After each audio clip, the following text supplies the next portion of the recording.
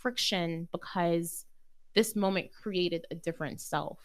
And so even as I was trying to kind of come into my own disabled identity, I felt how being Black, being a woman, and now being disabled changed my relationship to work.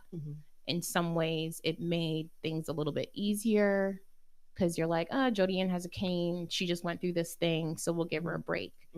But when I stopped visibly signaling myself as a disabled person, then you see how the institutions can change around you. And so through that process of just interrogating kind of the self versus systems in a more rigorous way, I just started to take that feeling seriously and to write more about it and to speak out more about it and to go for things that, you know, maybe I wouldn't have gone for before. And so that led to a bunch of keynotes that I was doing and speaking about authenticity in the workplace, which led to a TED Talk. And then that TED Talk led to the book. And then at what point did you know that you didn't want to just tell your story, that this went beyond memoir and it encompassed something that we're experiencing collectively? Yes, thank you so much for asking me that question, because that was an intentional decision to write authentic through collective narration. So that it's not just my story, it's other people's stories. There's also a lot of intentionality of like, what does you mean when I say we, when I say us, who's included in that, and how does that shift over the course of the book? And so it was after the TED Talk where that I really did think like the TED Talk, like I was good, I'm done, like ow, I'm out. And then I don't want to talk about this no more. And then it just became the beginning of so much. So many people reached out to me. They were sharing their stories. And so the more they shared, I'm like, well, here are other things that I have to say. And then it became us telling our own stories together. And so when it came to the book, it felt dishonest to not include not just other people's stories, but other people's voices, and making an intentional decision to quote people at length. There are 2 chapters that I end the chapter on someone else's quotation, which I felt like was important as like shedding the ego of the writer, you know, like, so my friend said this way better than I did. So I don't need to say anything after that. The mic was dropped. The mic dropped. Yeah, the mic was dropped. And so feeling confident enough in myself, but confident in the mission of the book through collective narration, that my voice doesn't have to be dominant and doesn't have to be final. So I did read the author's note, the prologue in the beginning. And so that made my experience of the book one that, and it didn't last the whole time, but I entered it with an experience of grief. Yeah. Because you are describing the events of 2020 month by month. So we're talking about COVID. We're talking about the murders of George Floyd and Breonna Taylor. And so you took me back to that time.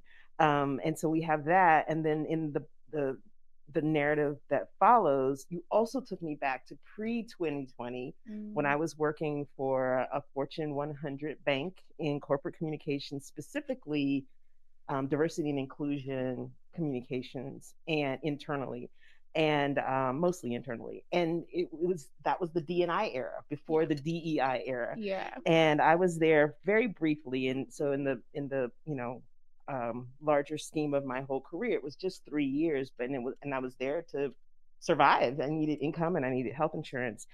And I used to write that line, bring your whole self to work, as part of our, that was like always trying to get that in the messaging to employees and in other internal audiences. And, but what I learned, as you detail here, is it is a myth, and certain people get punished for bringing your whole self to work. And so it took me back there. Yeah. It took me back to 2020. So there's this lens of grief. And then, but you bring us out on the other side. So I just want to say that this is also a healing book, and we'll talk a little bit more about that. But one thing that one of the many things you do so well is naming the things that we experience, because a lot of times we're experiencing things and we don't realize that it's more than just us or more than just our workplace. That this is collective, that a lot of this is intentional, a lot of this is systemic. And so there are concepts that you mentioned in the book, if you could, share, that were new to me after I've experienced them, like weathering and pet to threat. Can you talk a bit about those experiences? Yeah, so weathering, that's a chapter after this, called Patterns of Weathering. So like I said, I have a master's degree in public health. That's the first time I ever learned about weathering. It was coined by Dr. Arlene Geronimus, who is a public health scholar and professor at my alma mater, University of Michigan. And so she was doing a lot of research like back in the 90s. And what her initial research was comparing Black women in their prime childbearing ages had a greater risk for like maternal mortality or low birth weight risks. They had poor reproductive outcomes than white women who across wealth, across education, across every single level. And so she's trying to figure out, so all the things that we're taught would protect us physically, right? Our actual physical bodies, they are not protective. And so why is that? And so she uses this concept of weathering, which I love because it evokes a lot of ideas around climate change. I think about like rocks that are being constantly hit by water and how it erodes over time and can erode in ways that are maybe even imperceptible until something like that happens. And so it was really important for me to bring that research into the book, because even when I learned it in graduate school with a specialty degree, I'm like, everyone should know about this. And then it connected with me to this idea of authenticity, because to your point of these internal communications, we want you to be authentic. We want you to bring more of yourself. And I'm like, that is so much work. And we like can't get it right? Because if we do this, it's a problem. If we don't do that, it's a problem. Right. And what I'm realizing is that, wait, how are we even defining authenticity? Are we defining it? And Audre Lorde talks about this. If you let other people define you, they will define you to your detriment. And so I don't wake up in the morning being like, Black woman today. Like, I have my own sensibility of how I think about myself that lovingly includes being Black, being a woman, being disabled, but it's so much more expansive than that. And oftentimes is, one, institutionally illegible, and two, institutionally antagonistic. Yes. And so what hit me with this book, I remember I had like I don't want to call it a blow up. I had a confrontation with the president of an organization I was working at. And it was around something related to like identity markers. Like there was something that I was doing that she didn't like. And I mean, I'm always willing to be fired, to be quite honest. So we could go, we could go at it. So it was something about me being opinionated or combative, like aggressive, like those types of things that, Black women are often called within the workplace. Then like a week later, she had this massive like grant proposal that she wanted me to look at and like redline and do all these crazy things to, that she and other people in senior leadership had worked on. And I just sat there like, of course you're coming to me. Right. Because I don't care that you're the president of the organization. I'm going to tell you that this is stupid, right? You want that when it's convenient for you. But last week, I was still that person, and it was a problem because I was trying to use that from my end. I was trying to make that part of me convenient for me. And so that tension and that like internal labor was just like really connecting to birth outcomes to the point where at that organization, me and this other Black woman, we would just come up to each other. Like after something happened, we're like, Linda's giving me a low birth weight baby, right? Like making that really felt, right? Like you coming at me right now, you are impacting my future birth outcomes right now with this stress, and trying to find a way to distance and not internalize this thing that was happening around us. So yeah. What was the other one? The other one was Pet to Threat. I experienced that one too. All right, who's heard of Pet to Threat? I know. Come on, Pet to Threat. So Pet to Threat happened, and that term was coined by Dr. Keisha Thomas, incredible scholar. I think she's in Georgia. I invited her. Where is she at? Um, so she's in. I think she like switches between Georgia and Alabama.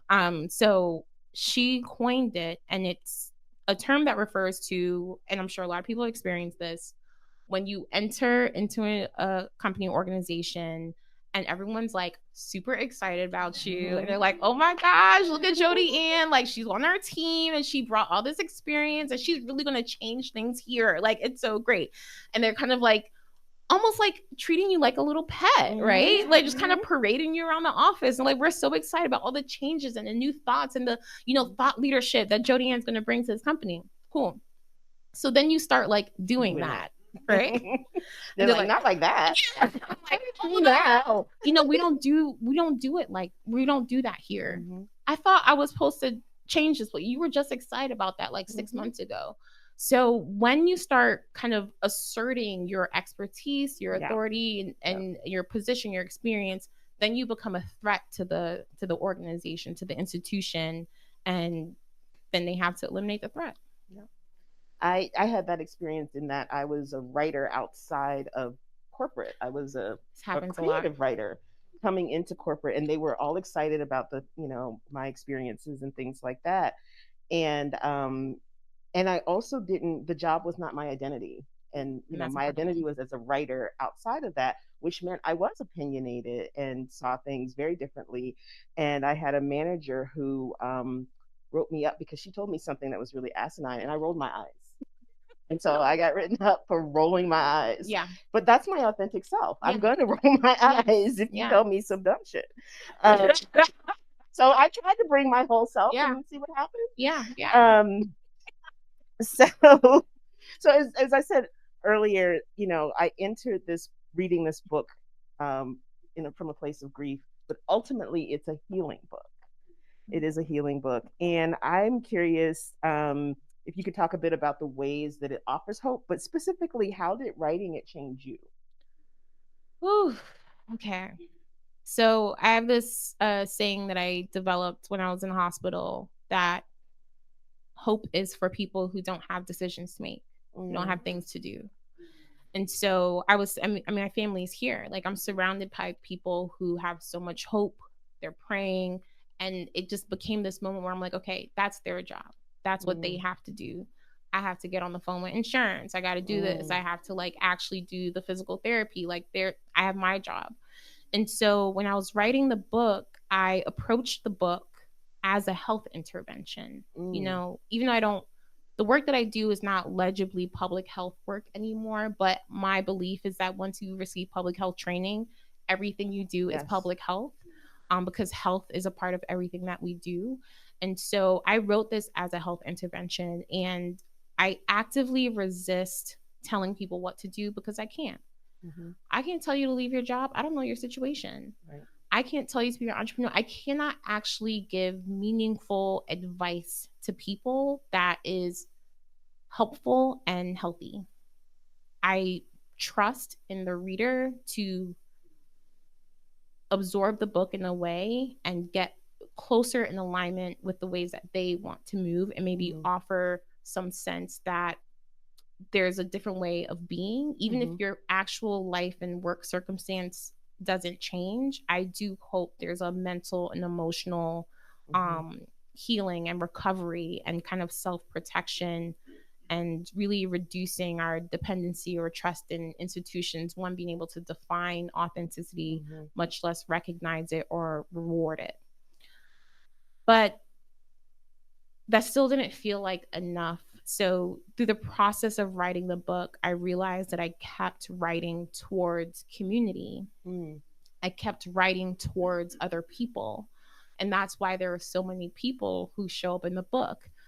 There's one section where I was like really at a loss of my kind of how to wrestle with like mission-driven work and being in a nonprofit. And I'm like, this is so dumb. Like, but I don't want people who do good work quote unquote, or like to feel like they shouldn't be doing that anymore. And I felt like I was at the end of my rope because I didn't see a different way of being. And so then that whole section ends with, I called Darcy, I called Morgan, I called Stephanie, I called Franz. I'm literally just getting on the phone with my friends saying, like, what do we do? And something about that conversation felt, I can do something with this, right? It's pushing me to be in community with other people.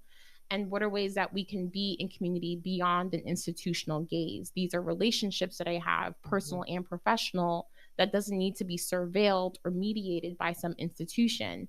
That even me asking, hey, what do we do? That conversation itself is a site of possibility, even if there's no to-do list that comes from that conversation. And so every time I like even connect with readers, when they tell me that they can't get through the book quickly because they have to call someone, I'm like, this is exactly what the book is for, to bring you in connection with other people. What I realized, though, having gone through my diagnosis and recovery, that was like a year and a half before the pandemic hit. Everyone's isolated. I went through the pandemic alone, me and my dog. And I was laid off. So I didn't even have like work connections. And then I started writing the book, which, as you know, is an incredibly isolating process. And so as I was writing the book, I was like, well, where's your community? Who are you in community with? Where are you gathering beyond the institutional gaze? It's not enough to just have like a catch-up call with somebody. Do you know what the people in your life need? Can you fulfill those needs in some type of way, in the same way that I would hope that others would do for me? And so through the process of writing the book, I found my own words incredibly confronting. And so I had to do something. And so the biggest output of writing this book was me creating, in my bio, Lit Lounge, the People's Art. It's a prose and poetry salon in Seattle. We've done it 5 times. 100 people come out every single time. Mostly Black and brown people in Seattle, which is a miracle. And to just be with people and see relationships form, and like my whole team, we have a whole different bond. And to me, like, Lit Lounge is a political action. Where can we gather without surveillance, right? And who knows, like, Lit Lounge is such a site of possibility. And so it's given me some way to take my values that I have and the values of the book and meet that in my everyday action, right? It doesn't have to be the thing that's going to save us from fascism, but it will make sure that, you know, I got somebody's house to go to when I need protection and support and community. Yeah. So you mentioned nonprofits, and so, but we've mostly been talking about, you know, corporate. So can you read a bit from the book about nonprofits and the people who do good work and how they're not immune to this mythology? I will. Also, here's my I got Frida Kahlo with me, patron saint of chronic pain sufferers, and so I love keeping her here. If you're reading along, it is page 185. Okay. This is the paradox of doing good. A human rights organization silences workers who file complaints about racial and gender discrimination. A reforestation organization prints documents indiscriminately. One interviewee shared that her employer rationalized by saying the mission was about planting trees specifically, so it wasn't important how many trees were destroyed in the process. A foundation dedicated to criminal justice reform uses its endowment to invest in private prisons. A cancer research organization solicits millions of dollars from wealthy donors through processes that allow them to restrict their funding for certain cancers, further exacerbating racial inequities in cancer research. Who is all this doing good for? For white women to garner social status as they climb the professional ladder? For billionaires to scrub their public images and flex political influence, drunk with adoration? How do these puppeteer and power brokers justify their continued presence despite a trail of projects that fail for the same reasons? Not listening to the needs of community, little to no community feedback at all stages of the project's development, and limited knowledge of the local context. Mission driven institutions are like a drawer with a false bottom, disguised by purported values and mission, by our bodies and our stories, only visible to those who know where to look. Institutions use mission to shirk accountability for harms caused. Mission justifies why employees cannot get what we need: competitive compensation, adequate staffing, time to cultivate strong community connections. Institutions repeat the same motto: we're working our way out of a job, while fortifying structures that make such aspirations impossible. Hoarding decision making authority from people of color in the mission driven sector is a barely veiled tell that restructuring social, political, and economic systems to end racial inequities is not the goal. The ruse depends on our vocational awe, defined by librarian Fobazi Attar as a system of values and assumptions that doing good work shields institutions from criticism and entrenches our jobs, which is different from our purpose, as part of our identities. By choice or circumstance, we often tell the kinds of stories that soften harsh realities in the mission driven sector. At least I worked on something I felt good about. At least my colleagues showed up when I was in crisis. At least they're doing something. At least they're trying. At least some of us have a seat at the table. At least it's a start. At least they're building awareness. At least they're working toward a cause. At least it's not that bad. At least they're apologizing. At least now they know. As people of color, we are where we are because we come from people plagued with righteous dissatisfaction. I wonder how the sector that demands the absolute most from us turned us into defendants of the least. Our actions are noble. We raise money, build awareness, and partner with community leaders. We care about issues and people. And we also witness how much damage doing good can cause. Good intentions cannot disrupt a system that determines the doers and the done to, the helpers and the helped. It cannot change the dynamics of power. And nothing changes if nothing changes. Mission driven institutions make a spectacle so grand, rank, with heart tugging titillations, distracting people from noticing that doing good is not justice. Yes. Damn. Wrote your ass off this. Have you seen? I don't know if she's on TikTok or Instagram, but Nonprofit Boss. Yes, so I was reading this. I just imagine her eating that orange slice and her little shawl. We can't give you a PTO because we care about the mission. Yes, that's exactly right. Exactly right. So we are gonna open up to questions. I won't take all the time, but I want to ask something because we're in a time of hyperbole. Yeah. So Zora Mamdani just won, and everybody is like, this is heralding in a new era, a lot of change, and I think that's a lot to put on one person and one election. But if we can trace the or connect the dots between the 2016 and then the 2024 elections and the erosion of, corporate commitments to, or institutional commitments rather, to diversity, equity, and inclusion. Mm-hmm.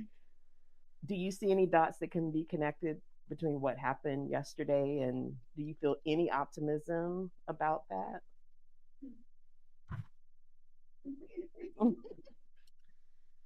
I come from the school of Ta-Nehisi Coates.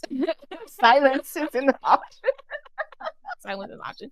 Where he's like, if you want hope, you got to go to your priests. You got to go to your pastors. Like, he always says, I'm a writer. Like, it's not my job to offer hope.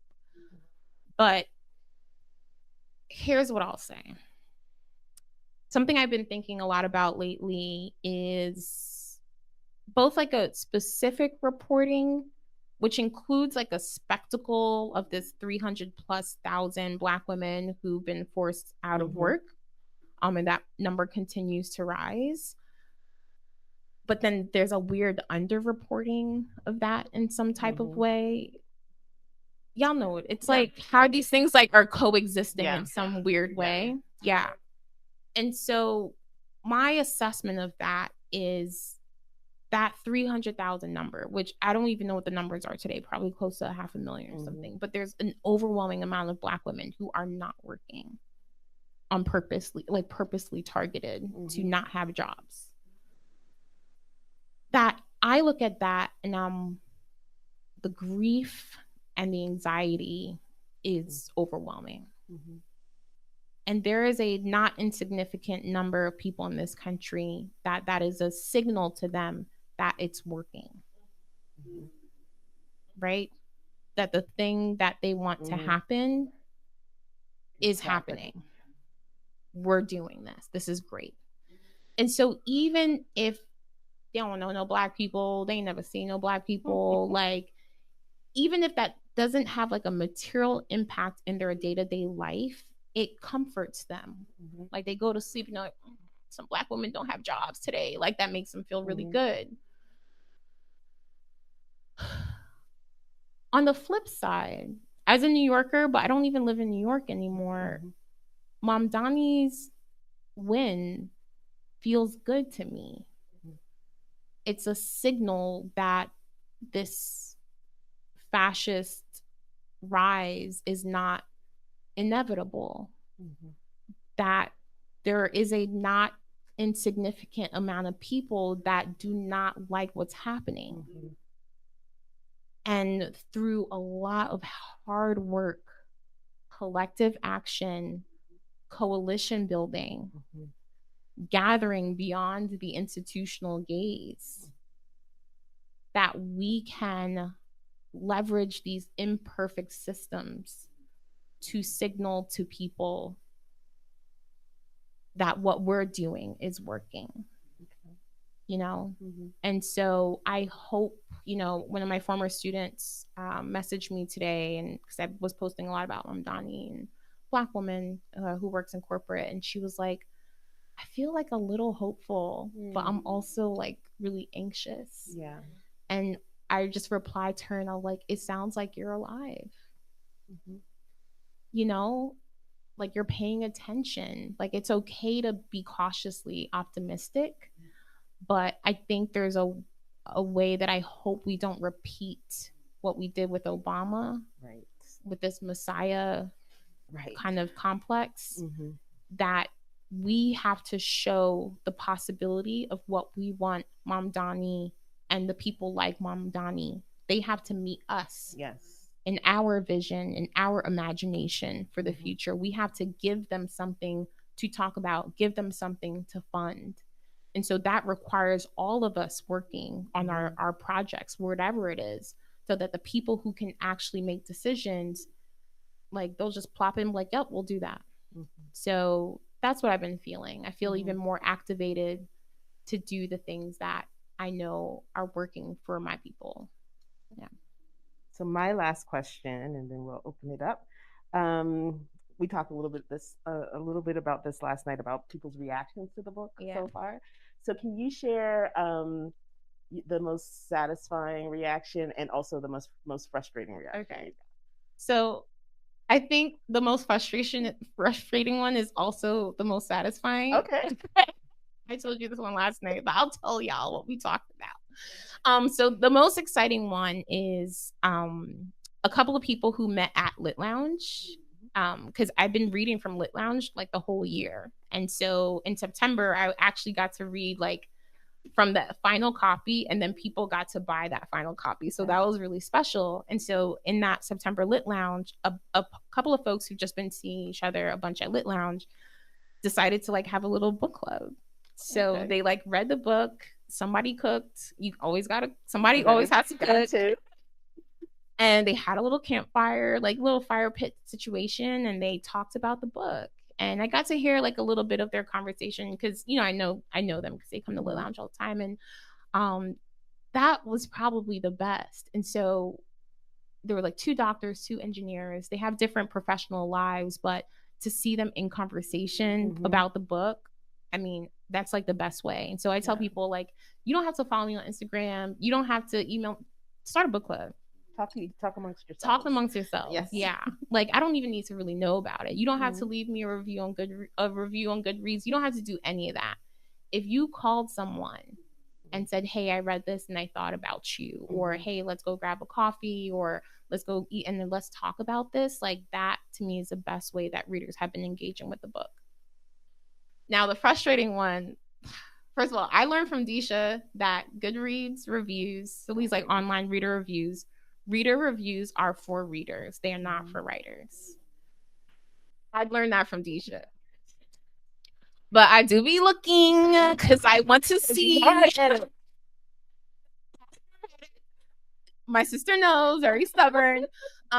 So I do peek in because I'm curious, but I feel like an emotional distance. So I'm really just curious. Like I don't have feelings either way.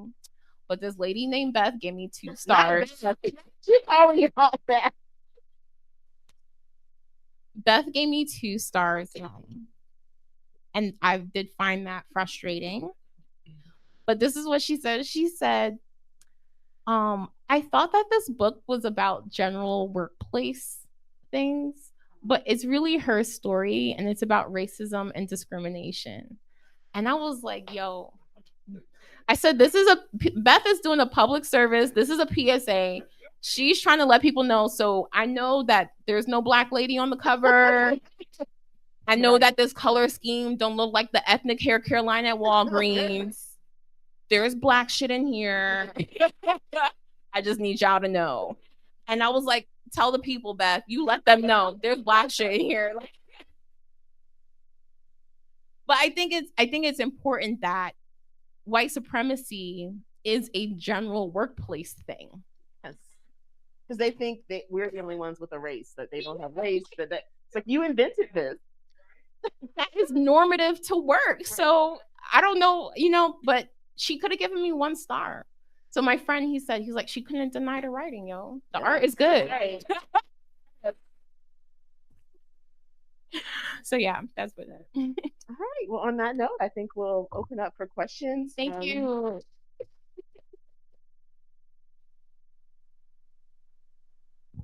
All right, we're ready for questions. Folks online, if you missed my introduction, you can put your questions in the chat. I will be sure to voice them on the mic. And people in person, if you have any questions, we can start off there. Yeah, so I'm going to ask you, for the folks online, if you could speak into the mic.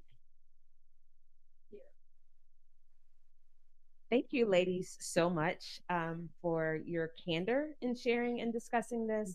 I heard you, Jodi-Ann, mention a number of times this site of possibility beyond the institutional gaze. Can you share with us maybe like 2 to a few ingredients that creates the site of possibility for those of us that are looking to do that elsewhere? Yeah, thank you. What a specific question. I love that though. Okay.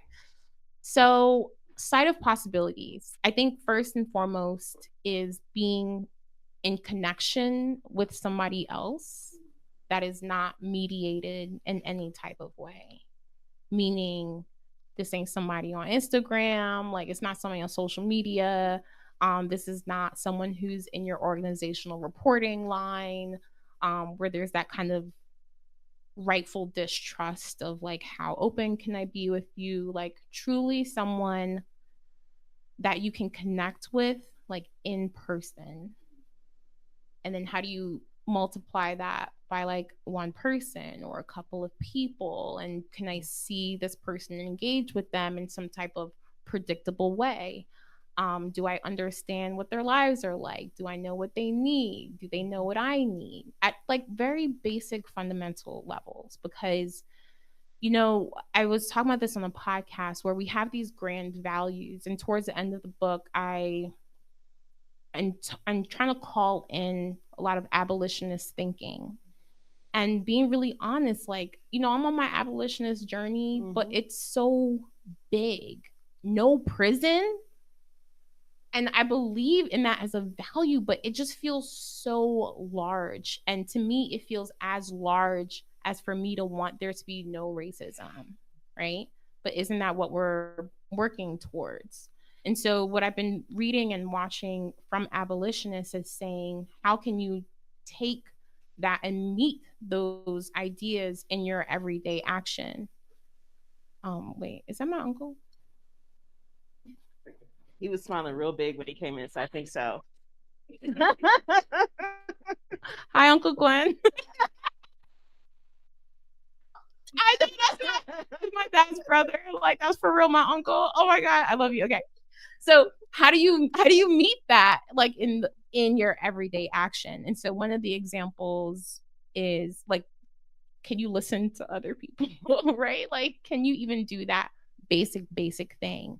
And so I'm trying to bring that thinking into my everyday life. And so if you're like, yes, I'm an abolitionist, I don't believe in prisons, but then you realize that you're reproducing carceral logic in your everyday life. So your friend does something to you and you're like, don't talk to me, I'm blocking you, like, we're done. So someone does something wrong and you put them away. That is carceral logic. So how can I undo carceral logic with someone who I know, right? To be in alignment with this larger value of abolition, no prisons. And so that can't happen though if you're not in community with other people. If you don't do the hard thing to say, you harmed me, this is what happened. How do you feel about it? What's the side of repair? Let this other person mess up, let you mess up, and try to work through that. Because if you don't have that as a foundation, God forbid you do lose your job and you need sugar, or you need someone to help you pick up your kids while you're going to a job interview, or you need someone to connect you with this, that, and the third, or whatever. Who are you doing that with? Nobody knows you. Like, you're not in community with anybody. And so I think we underestimate relationships as sites of possibility. I just did an event with Timothy Snyder about his book on freedom. And he talks about being in alignment in a way where you are predictable to yourself, but unpredictable to other people. And so his example is when Russia attacked Ukraine, that everyone thought that President Zelensky was going to flee. And Zelensky told Snyder, like, this is my people, this is my country. Why am I leaving? Like, of course I'm staying. But to the world, that was unpredictable. That didn't make any sense. But to him, he's like, wait, why wouldn't I stay and fight for my country and fight for my people? But you can only really do that if you're in community with other people and you have a good sensibility about your own values. And so what are ways that we can remain predictable to ourselves, which means sidelining the needs and the narratives of institutions, being unpredictable to institutions. So I think, Deesha, you shared an example with me when you left your job. You just pieced out one day. It was 11:27 a.m. I was about to be called into another meeting to talk about me, and I just thought, I'm not going to do this anymore. And I just started packing my stuff up, and I could hear my manager, and she was on the phone with HR, and I heard my name and whatever, and I was like, I'm out. Yeah, I'm out. I didn't know what I was going to do financially, but it was, my friends and my community that helped me, when I made that rash decision. Yeah. Rash to others, but Right. predictable to you. Yeah. Yeah. But I could only survive because I had community that that cared and supported me in that. Yeah.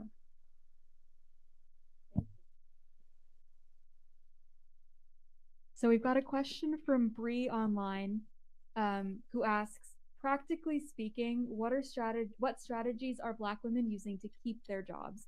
For example, I've heard friends mention not participating in ERGs, giving bland or non-critical feedback on surveys, etc. Yeah. I mean, those are strategies. I don't disagree with them. I'm not.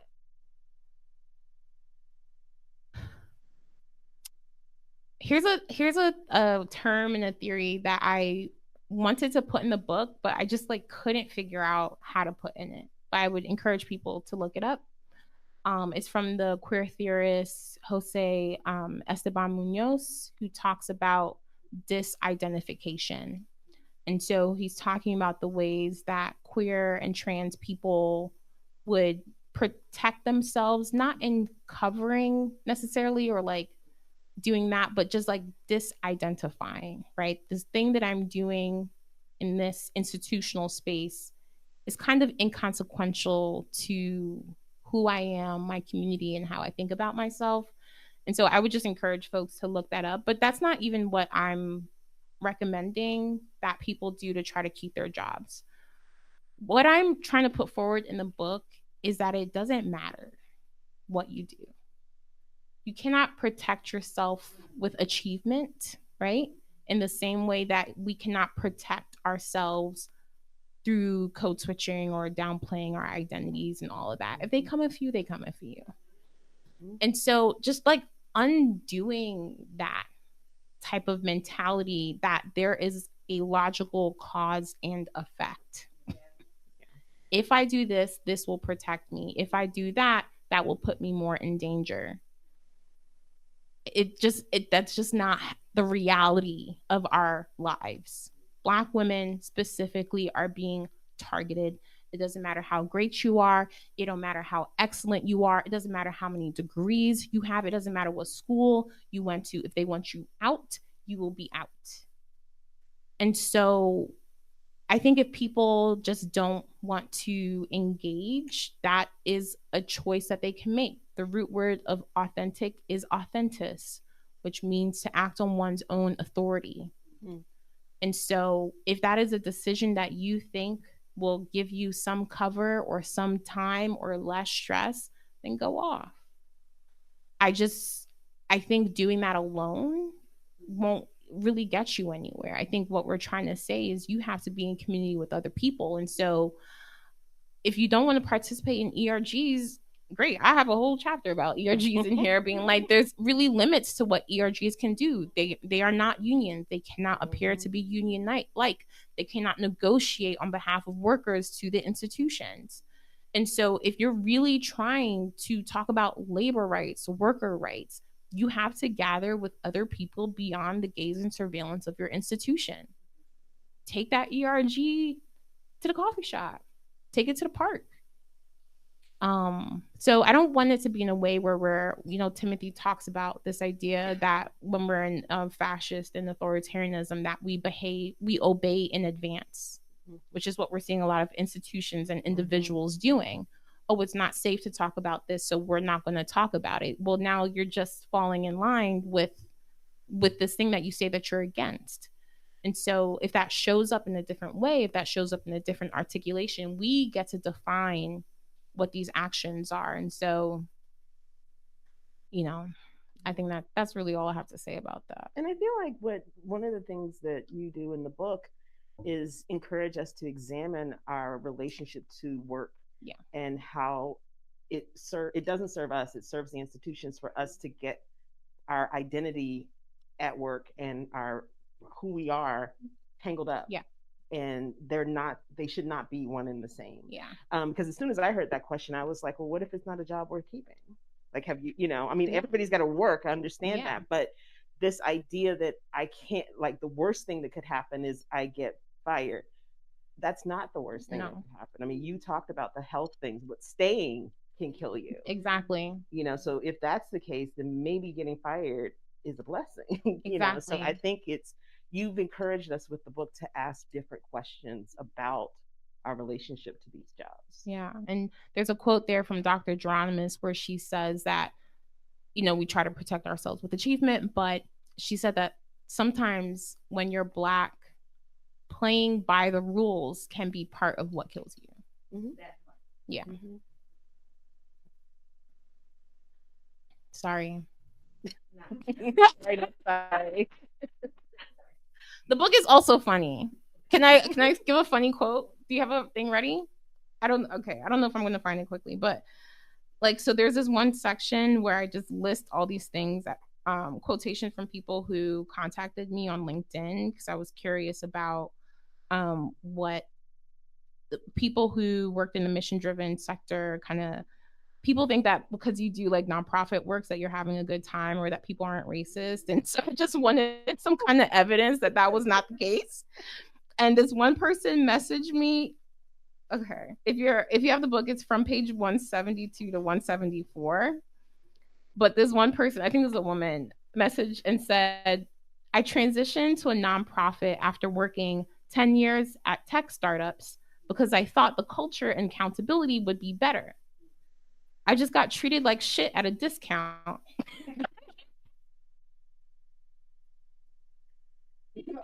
So I went back to tech. So I think Authentic is a tragic comedy. I know there's been We've got time for one more question. I'm happy it's me. Hey. And I'm glad we switched to a lighter note. And by the way, my name is Sierra Truly Boyd, and I wanted to ask you about what you found to be the lightest part of writing this, like what was fun for you in this, but also what was the hardest, which you may have touched on. Hardest, just would like to hear that too part of the process. So I'll go in reverse. The hardest part was trying to figure out what I was trying to say. I had a sense of the argument, but I've been calling this a very, I think I'm from New York and my whole sensibility is really defined by that.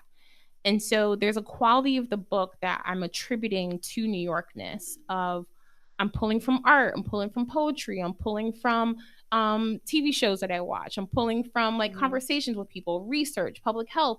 I'm pulling from all of these different parts of things that I'm interested in to try to have this central argument. And then I think when you're writing about racism and institutions in the workplace, it's very easy to just reproduce the things that we do in corporate comms. It'll get better. And then I would kind of type that sometimes. I'm like, girl, what are you doing? Because you're just kind of in this inertia, right? And so I think what was the hardest part is gathering all the things that I wanted to include and then channeling it into something that I truly believed. And so when you have a book that's titled Authentic, you for damn sure better be able to stand on every single thing that I'm writing, right? And so I think that was just the most challenging of trying to stay very clear about what I wanted to say with all the tools and inputs that I had. The best part, speaking of pulling from unpredictable places, and I explained this in the author's note that you'll have the typical stories, managers, this, that. But you're going to hear from people that you don't expect to hear from in a book about work. Jen is in the book in the last chapter of my eldest sister, and I don't even know if she knows she's in the book, right? But just a conversation that we had shows up in his final pages. But there's a whole section, a whole chapter. And that chapter is titled, one of my favorite chapters is What to Do with a Broken Promise. What do you do with a broken promise? And that whole chapter is with a secretly recorded conversation I was having with my mom. She did not know I was recording her. I knew I was, and I was like, I'm gonna put my mother in the book, and just wanted to talk about the American dream. And I just didn't want to tell her that she was being recorded because then she would not be authentic, right? So we're having this whole conversation, and it was really exciting for me to bring my mother's voice onto the page. I will say, after the book was published, I was like, Mom, you know you're in the book, right? And she said, what? And I told her, I was like, yeah, remember when I was in Florida and I was asking all these questions about the American dream? Like, that whole thing is in the book. And she's like, you know, you have to pay me for that, right? I said, I can't hear you. So that was the funnest part, just like bringing my mom and my parents into the book. So that was cool. Yeah. I think that's a great note to end on. For everyone else who might have questions, I'm going to ask that Jodi-Ann and Deesha stay there to sign copies. If you haven't already bought your copy of Authentic, you can do so and support Charis at the same time. You can grab your copy up front with Yara if you're in person. And if you're online, you can click on that link that I'm sending right now. I just sent it, so y'all should be able to click on it. But everyone, please give a warm thank you. Authentic. What an important and timely book and a wonderful conversation. Thank you both so much. Thank you. Good night to our friends online. Thank you all for joining us.